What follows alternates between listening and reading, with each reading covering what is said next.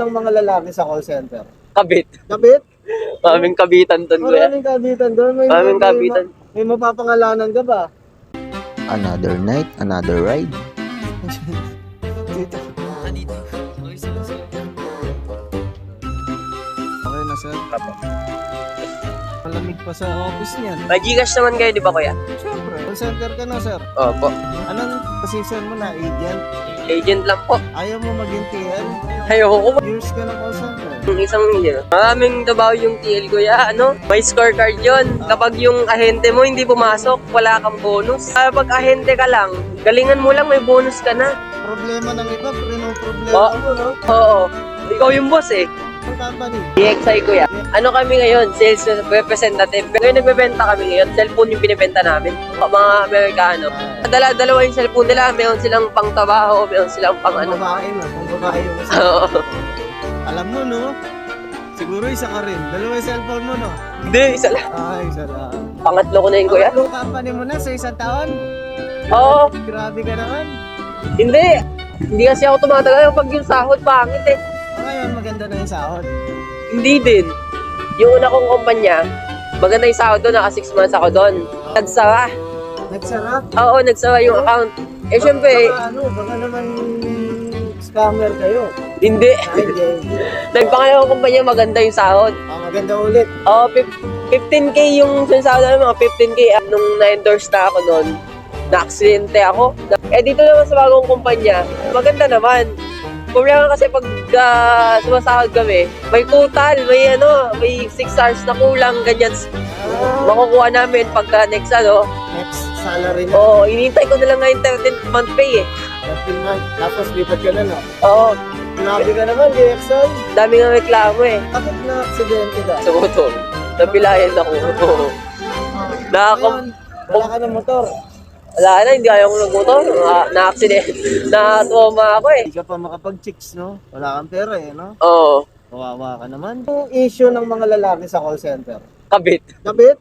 Maraming kabitan doon, kuya. Maraming kabitan doon. Maraming kabitan. May mapapangalanan ka ba? Oo, yung ano ko dati, Yung dati mo yung sa pangalawang trabaho, yung ano ko, yung katrabaho ko, katrabaho. may, ano na yun, kasal na siya, may anak na siya. Yung chicks niya, kaedad ko lang. Kaedad mo lang. Oo, 20. Mga ilang taon na yung lalaki? 28? 28, tapos? Oh. Wala, chicks niya, alam ng babae may asawa siya. Sabi nga, sabi nga ng babae, wag daw siya susumbong. Alam mo naman eh, alam mo na yun, pag may nag-chat, wala ka sasabihin, wag daw susumbong, sabi na lang.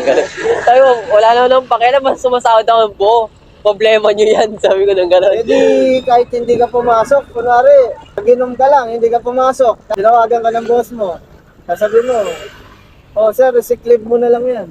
Papayag siya nun, no? Kasi alam mo yung sikreto eh. Haba ka muna ng sungay, syempre. Kasi ganun ginagawa namin nun eh. Pag late ako, gagawin nila, gagamitin na. Kasi sa call center kasi may oras yan na pwede kayo mag-leave. BBTO nila yung unang oras ko na late ako, ganyan. So, hindi ako late. Ibig sabihin, marami rin palang call center na malandi na. Oo, marami ko yan. Sa may asawa, gano'n. Babae, lalaki, kahit bakla, tomboy. Ay, gano'n? Ikaw, nakailang chicks ka na doon? Uy, wala ah. Uy.